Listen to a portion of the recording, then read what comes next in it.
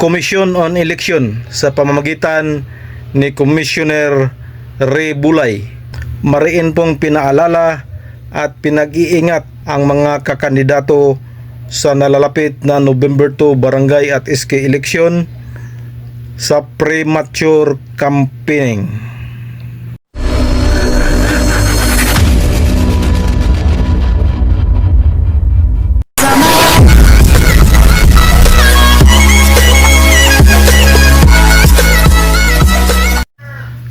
Hello, good morning. Welcome back muli sa ating munting channel, Cap John Official. Isang mapagpalang araw ng Lunes sa ating lahat. Pizza 8 sa buwan ng Hunyo, mga kapobre. Panibagong araw, panibagong biyaya, panibagong pag-asa, panibagong lakas, and of course, panibagong vlog, mga kapobre. For today's vlog, update sa barangay at SK election. So, ang Commission on Election po ay nagbabala at pinag-iingat ang lahat ng kakandidato sa nalalapit na barangay at SK election sa November 2, 2026 patungkol sa premature campaigning. Mahigpit pong pinag-iingat ng komisyon ang premature campaigning dahil po marami na po silang na-disqualify at nakasuhan dahil sa hindi pagsunod sa tamang pangangampanya. At para maintindihan natin, panoorin natin itong mabuti, mga kapobre. Panayam sa isa sa mga commissioner ng COMELEC na si Commissioner Ray Bulay. Panoorin natin ito, mga kapobre. Here we go. Alright, punta na tayo sa posibleng mas magulo nationwide barangay and SK elections.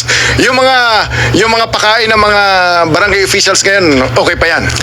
Ang doon po sa kasi manual po tayo doon. Manual ang election. Kaya dapat maingat sila. Yung nakaraang 2023, ang dami naming pinailan ng disqualification for premature campaigning. Aha. Premature campaigning, which means kahit wala pa sa election period. Bawal po kayong mangampanya po. Kailan yan? Tingnan natin yung dates ng premature election. Well, kailan ba magsisimula ang campaign period para sa mga barangay? So, nakikinig sa atin, Luzon, Visayas at Mindanao, tingnan natin. I'm sure yung mga kandidato baka aware na dito. So, anong schedule natin dito, Commissioner? Ang ating botohan po ay November 2. Magkakaroon po rin tayo ng 5 to 7 na pagboto ng senior citizen, heavily pregnant women, elderly, 5 to 7 ng po. umaga. Ayun. So wala silang kasabay para makaboto po ng maayos. And then ang regular voting hours ay 7 to 3. Ang nag-filing po ng COC September 28 hanggang October 5. Ang campaign period po ay October 22 to 31. Ang bawal pong mangampanya pagkatapos mag-file ng COC mula September 28 hanggang October 21. Pwede lang hong mangampanya simula October 22 to 31. Kung di ho ako nagkakamali, 10 days lamang yun. Ang election period po ay simula October 3 hanggang November 9. Gun ban po yun. At saka yung mga bawal na ginagawa, pati pagre-release ng pondo, public funds nandoon po. December 2 po, at kung nalimutan ko kaninang banggitin, 30 days after the election sa BARMI, September 14 yung election, 30 days after, yun pong statement of assets. SOSE. SOSE po. Dapat i-file. Ganun din sa barangay. Ganun din po. After 30 days. Maliban sa away ng mga kandidato na ngayon siguro nag-aaway na sa Facebook.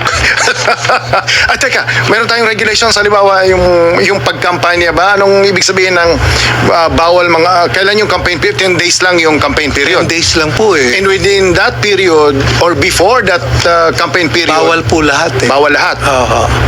So pati sa Facebook, paano kaya yan? Pati po yun, kasi ang nangyayari po, meron po kaming task force na nag-handle nung sa Facebook. Sa Facebook, Oo, naka-monitor. Oo, katulad po ako ang head ng task force respect.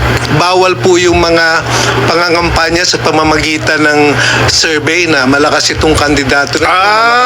Yung Okay, po okay. yun. So bawal yon Bawal din yun. sa barangay election. Opo. Na halimbawa, itong barangay 123 nagpa-survey dito na si candidate Cesar Chavez ay nakakalamang ng 90% kay candidate Ray Bulay. Nag-check Bawal yon. po ko, bawal po yun lahat. Bawal yon.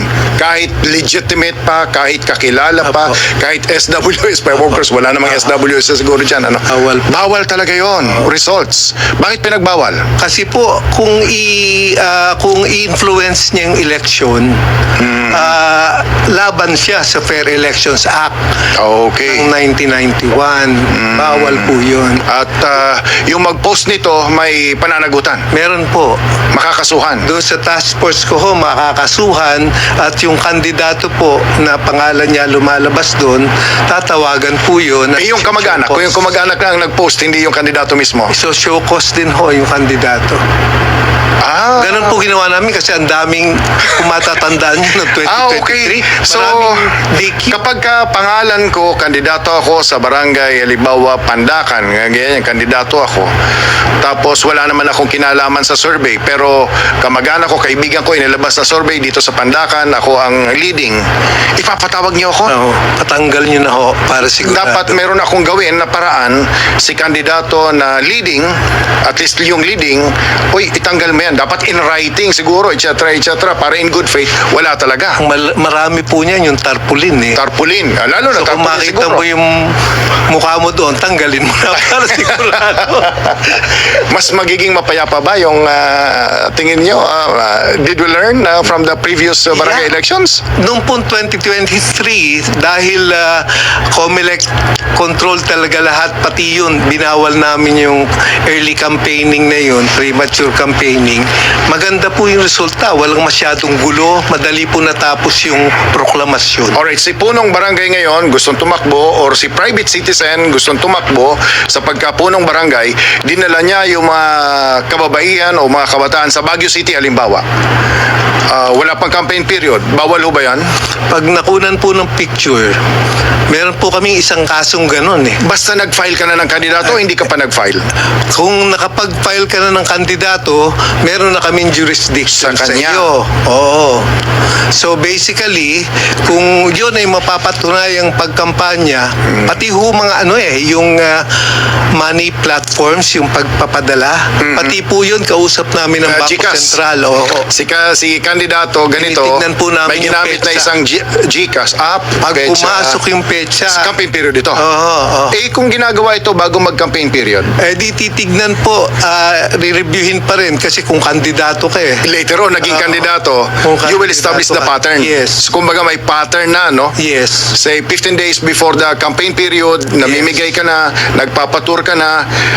Napakarami po namin na DQ noong 2023. Ganun ba? Ano po? Even outside campaign period? Opo, doon po kasi naglagay kami ng presumptions na malakas ang loob namin na wala sa batas. Na nag-invest siya.